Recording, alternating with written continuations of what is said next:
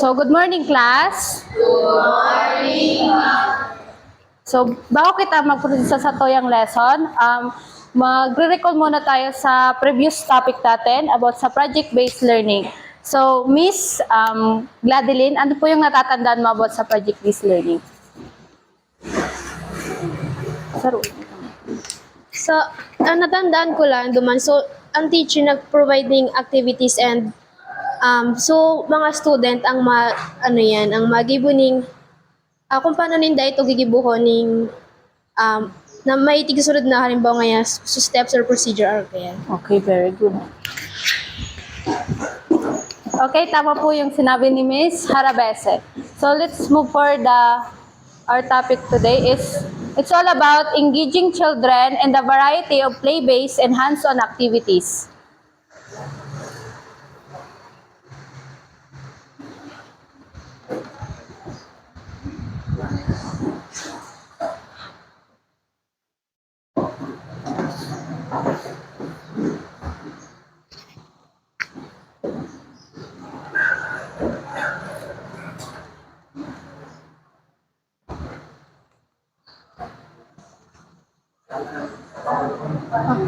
So our objective is, at the end of the discussion, the student should be able to define play-based and hands-on activities, explore the different variety of play-based and hands-on activities, and appreciate the importance of play-based and hands-on activities and early childhood settings.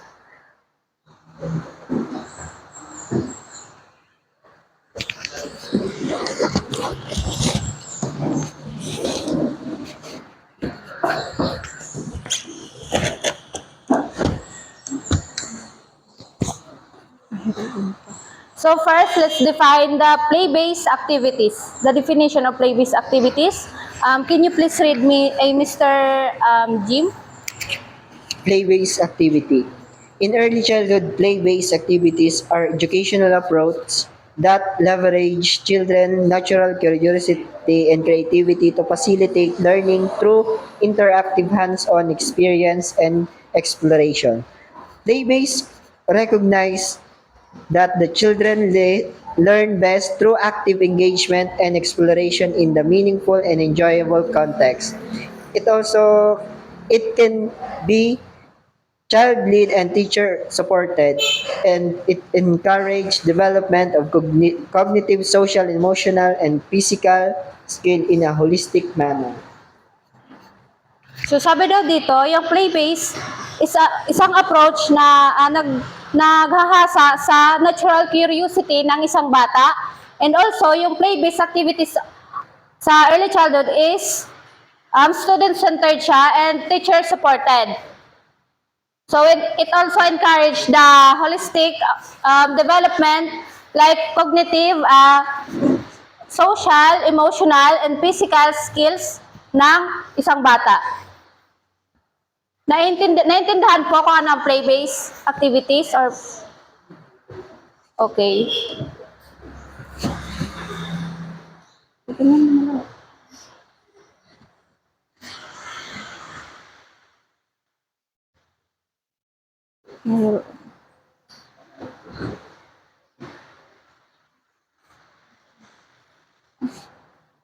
Next is hands-on activities. Can you please read Miss Irene Brahela?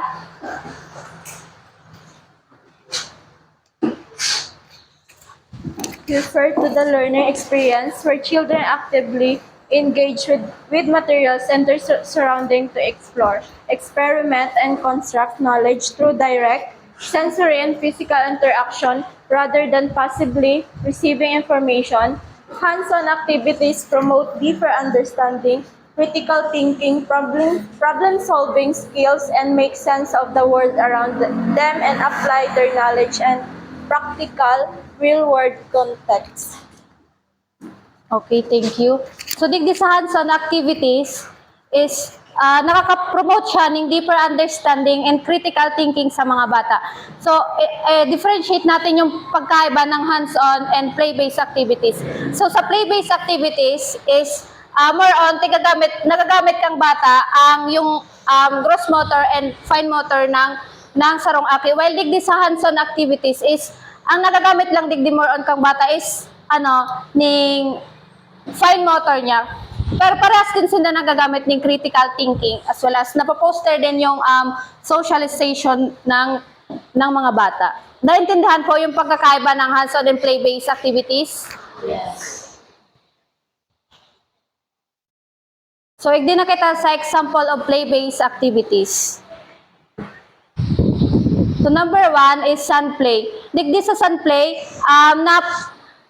nabibuild digdi yung muscles and coordination ng bata through pag nagdidig sinda and nag-scope, and also yung teamwork and sharing of materials and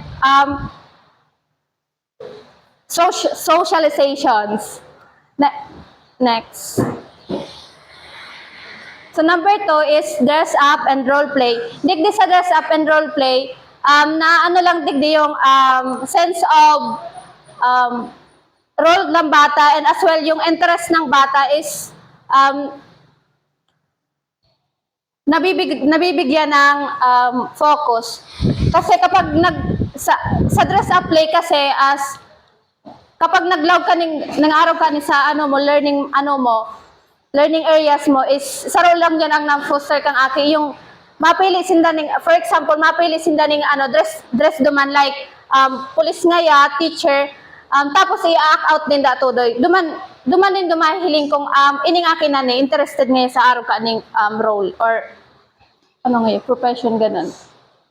Tapos yung social interaction din ng bata is napoposter din doon. Number 3 is imaginative play. Digdi sa imaginative play, napoposter man digdi yung imagination ng bata. So, it develops the imagination which is important for literacy skills and intellectual reasoning. So, kapag baga nag-i-imagine ang bata is nagabaga sinda ning tarang, kunwari may tigkakawatan ngayon sinda ning robot-robot, tapos tig-act ninda ito doy, tapos mga sasabi ninda ngayon kunwari ang lines ka tong robots na to, araw ka to, naintindihan nindo? Naka-encounter na ka mong araw kayo na aki? Yes. Siyempre, dahil mo kumakadain. Next is nature play. Digdi sa nature play is it teach respect for environment. Natutukdan ta din maging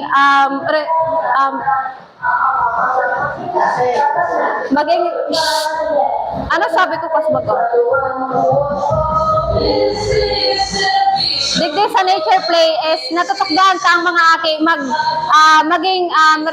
maging respectful sa indang environment. Next po.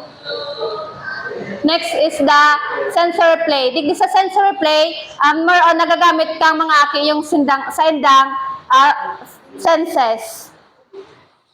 So ano nga rin, so pagkakaiba kang 5. So sa sun play, anong nade-develop ninda?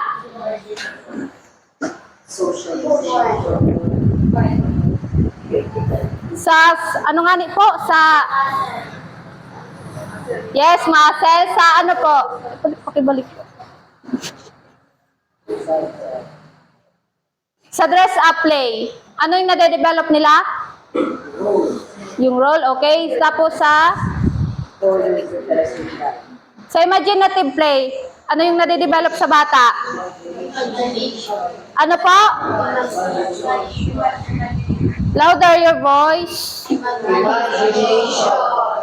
Imagination sa nature play. Sense of respect sa environment. Tapos sa sensory man is yung senses nila. Okay, very good. So, igdi man, isa nakakatanda ka ng mga kinds of play na ne. Ikaw first year na lesson yan. So, saro-saroon ka siya. Pakibasa daw po, Miss Elvira, sa solitary play. At, okay, ikan na lang po, Miss Ivy. Solitary play. Children play alone, focusing on their own activities. So, digdi lang po sa solitary play, ang ano po kan is, ang aki is nagkakawat lang po siya, solo lang siya. Tapos digdi po sa number 2 sa parallel play, digdi po nag-engage ang ang aki, pero pareho sindan tigkakawatan pero minimal lang po ang interaction ninda. Naintindihan po? Pareho sindan ning activities na tigkakawat pero dahil sindan nagtitinuhan arkay. Digdi man sa associate play, nakikipag-interact na sinda tapos nag-share na din sinda ng toys. So, ano nga ni pagkakaiba kang tulunaan sa solitary play? Okay, sa parallel? Sa associate? Okay, very good. Mga aki. Digdi man sa cooperative play.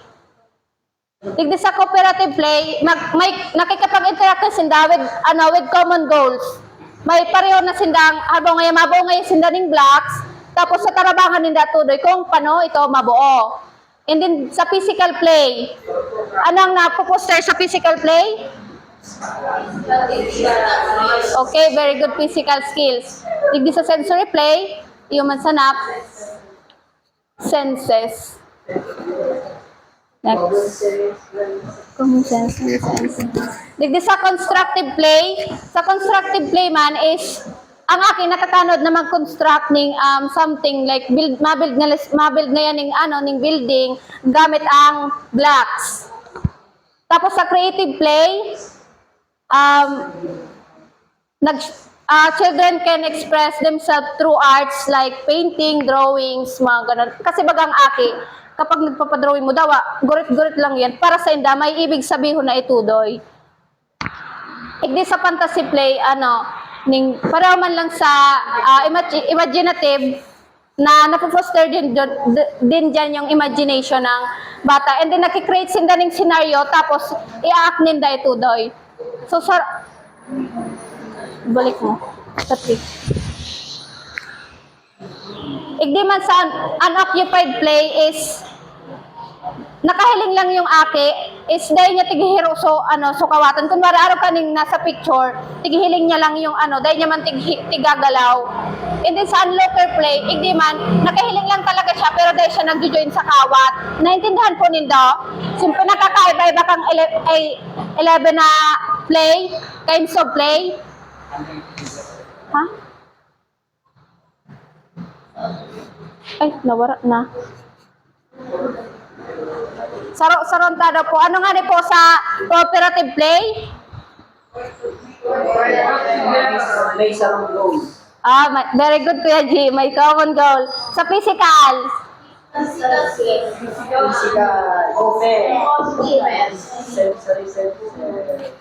Sa constructive, ano yung napoposter dyan?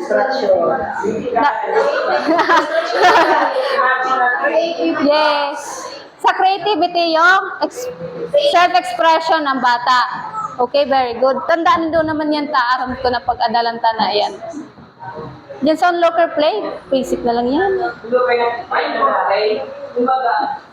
Okay, may idea daw si sa Mr. Angelo. Maya, thank you. So, hindi naman kita sa example of hands-on activities. So, saro dyan ang number 1, ang building blocks.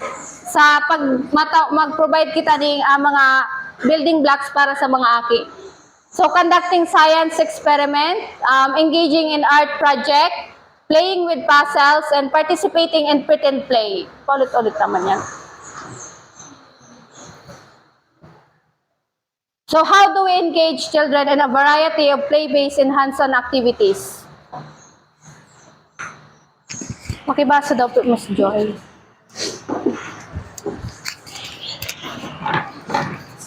To engage young children in play-based and hands-on activities, create a stimulating environment with open-ended materials, encourage imaginative play, and provide opportunities for exploration and experimentation while observing through questions and prompts. Use methods that involve play, creativity, and imagination to engage children and promote participation. Examples include visual arts, storytelling, role play, and pretend play. Observe and listen while children create and play. The process is as important to as the final product.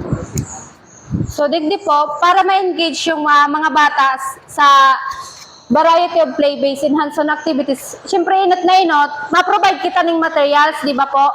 Kasi paano ma-engage yung bata kung may man kitang ipoprovide na materials? So, kaya dapat, ma-create kita ng stimulating environment, conducive, and with open-ended materials. So, na ma-encourage siya ng imagination and exploration.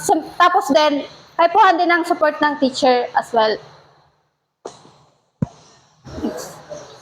Papadalian ko lang. So, importance of play-based and hands-on activities in early childhood education. Play-based and hands-on activities are crucial in early childhood education because they foster holistic development, including cognitive, social, emotional, and physical skills through engaging in meaningful learning experiences. Thank you. So,